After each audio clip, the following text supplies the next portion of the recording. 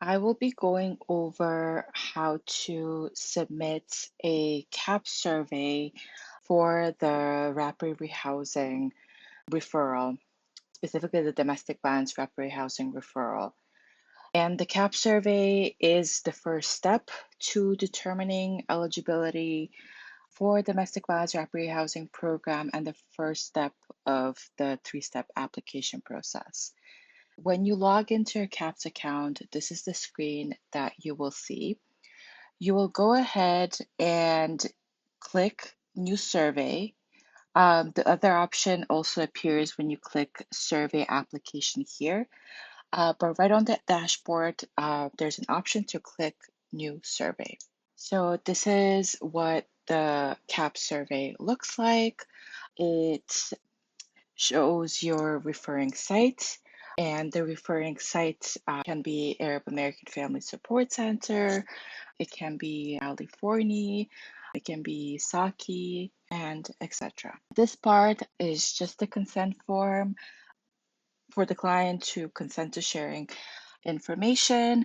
If you would like to print out the consent form for the client, it's available in different languages. There's English, Arabic, Bengali, etc. This is what it looks like. This shows the client what information that will be shared in the CAP survey, and there's a signature.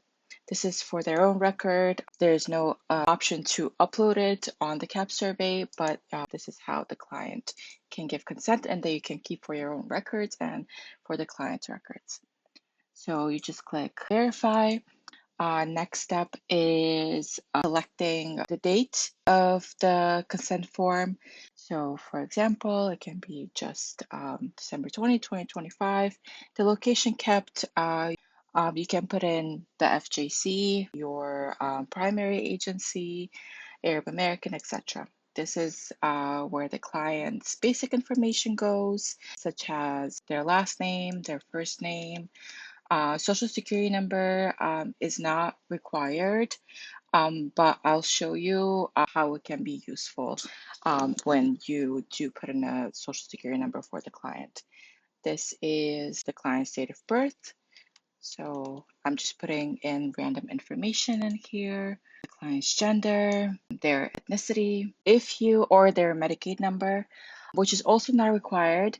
But if you do put in that information in the CAP survey, it pulls up the previous documents that the client has submitted to HRA. When you click client documents, it will show different documents that the client has submitted. It's usually in PDF form that the system has it in. And it may be useful in situations where the client may have misplaced a copy of a certain document. They may be able to find it here in the HRA history. But again, Social Security is not required. Medicaid number is also not required. It's just basic information such as first name, last name, client's date of birth, age, gender, ethnicity, and consent form. This is where you start the survey. This section asks for the client's phone number, email. I am just putting random information, but this is where your client's phone number and email goes into.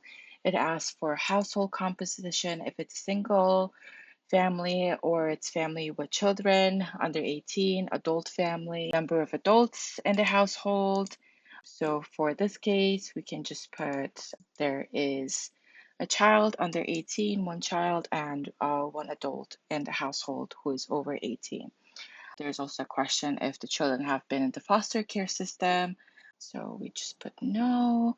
Has your client ever served in the U.S. Armed Forces, National Guard, or the Reserves? No. Has any member of your client's household ever served in the U.S. Armed Forces, National Guard, or the Reserves? No. Is your client eligible for VA healthcare services? No. Just click next. This part asks information about the client's housing and homeless status. And if you did put in the social security information, in the beginning and the client has been at a DHS shelter, it may automatically be filled up in the section. But if not, the questions ask if the client is currently homeless, has the client been homeless for at least one continuous year, or experienced at least 4 episodes of homelessness in the past 2 years, has the client been homeless for the 365 days out of the last 2 years, 90 days? Have they been in a DHS shelter? Have they been incarcerated? Do they have a history of incarceration? Are they in a DHS shelter? For testing purposes, I'm just putting yes. When the individual or family thinks of all their family and friends in New York City and outside of New York City, is there anyone they feel they have a strong connection to and would be a good place to stay? I'll just put no. So this part, as mentioned, it goes over the client's homeless status and housing status. This isn't a requirement for the Rapid Housing program, but the CAPS system is also used for supportive housing application as well. So it's more relevant in that case, but there is no homeless requirement for the Rapid Housing program. As we'll see in the next window, this part is important for the domestic violence Rapid Housing application. So is your client a survivor and or victim of domestic and gender-based violence? Yes.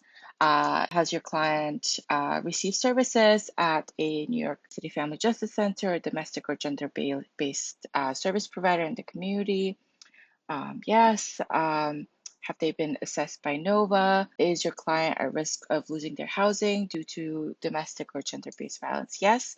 And this part is especially important when determining eligibility for the domestic rapid housing program using the CAPS system, and important for be connected to the domestic violence rapid housing program at the end of the survey. This part asks, does the client meet the following definition for category 4 homelessness? And category 4 homelessness is defined as any individual or family experiencing trauma or lack of safety related to or fleeing or attempting to flee domestic violence, dating violence, sexual assault, stalking, or other dangerous, traumatic, or life-threatening conditions related to the violence against the individual or a family member in the individual's or family's current housing situation, including where the health and safety of children are jeopardized, has no other safe residence, and lacks the resources to obtain other safe permanent housing. So this part, this is for the domestic violence rapid housing program. The client must meet the HUD category 4 homelessness criteria, and it's important that you select yes here for the client to be found eligible for the program and to be connected to the next part of domestic violence rapid housing application. This part is not a requirement for the rapid housing program, but it asks if the client is currently diagnosed with any of the following conditions: substance use disorder, mental health conditions, mental illness, HIV/AIDS, etc., and if they receive Medicaid. This is not a requirement for the rapid housing program, but it may be relevant when doing the supportive housing application. This is the status and income sources part, the CAP survey for the client. Again, there is no income requirement for the domestic violence rapid housing program. So there's an option of currently employed, unemployed, retired. There's option what applies to the client, whether they're enrolled in an educational program, treatment program, they're unable to work to disability, applying for disability income, other. Um, Employment salary, there's an option to put the amount, how often they receive that salary, and it automatically pulls up the yearly total for that once you put in that amount. Same thing for cash assistance, same thing for SSI. Example, if you put 100 semi-monthly, and there's an option to choose applied as well. And this is what pops up. Then SSI, SSD, same thing. Also an option of applied Social Security, pension, unemployment compensation, other compensation. And the last question asks if there is anyone else living with the client that is also receiving income. There's an option to put yes or no. It automatically goes to section. You're going to see that it says completed. If it says that it's incomplete, to go back and make sure that you've selected and filled out everything and didn't leave any parts blank. This part goes over if the applicant has history of any of the following and that they may be ineligible for certain federally subsidized housing. It can include recently evicted or owes money on federally subsidized housing, mass production, violent crimes, lifetime sex offender status. You have to select that. I attest, I have read and understand the possible eligibility considerations for the applicant stated above. This part goes over if the client has submitted any housing applications, have a housing choice voucher, or other housing approvals. There's an option if they have been approved for city FEPS, if they've been approved for FEPS, if they've applied for NYCHA. And this is the final part. Are you ready to finalize the survey? So we put yes. Once the survey is finalized, data cannot be changed. Just click finalized. You can print out the supportive housing descriptions and tenant rights document for the client, and it's available in different languages listed here as well. So this is what the screen looks like after you complete the CAP survey. It shows the different programs that the client may be potentially eligible for. It doesn't mean that they're guaranteed to be placed, but it shows their eligibility for these different programs. Through CAPS, if the client was found eligible for a supportive housing program, they can start a supportive housing application through the CAPS survey after it's been completed. And of course, the domestic violence rapid housing application. There's an option for you to start the rapid housing referral form right away after completing the CAP survey, as we see here. Or you can go to submitted surveys and see the link to start the rapid housing referral form. You don't have to start the rapid housing application right away after submitting the CAP survey. Your CAP survey stays active for up to 6 months, and in those 6 months, you can start the rapid housing referral form at any time.